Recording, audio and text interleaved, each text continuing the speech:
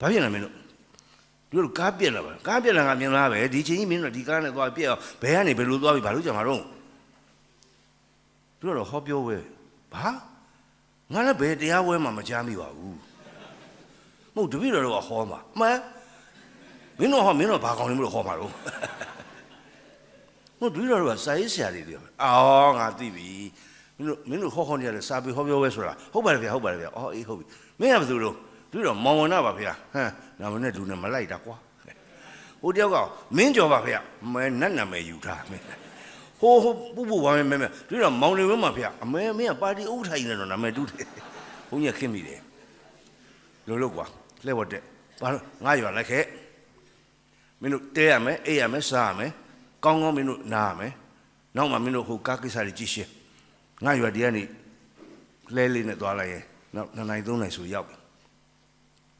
ညကြတော့ငါရွာမှာစာပေဟောပြောပွဲလေးလုပ်ပြီစားမင်းတို့ငါရွာဟောပြောပွဲတစ်ခါမှမကြုံဘူးဟောပြောပွဲမကြုံဘူးတော့မင်းစာရေးဆရာလည်းမမြင်ဘူးစာရေးဆရာဆိုတော့သိချင်မှသိမှာဟာတော့ဟုတ်တယ်ရွာစာလည်းမတတ်ဘူးကွာအေး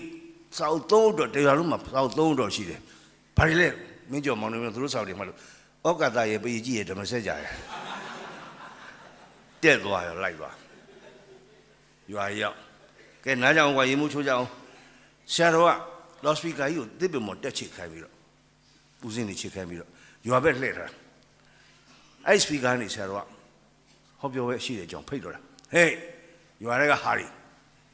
ဒီလိုပဲခေါ်တာသူကရွာတွေကဟာရီဒီညငါကြောင်ဟောပြောပဲရှိတယ်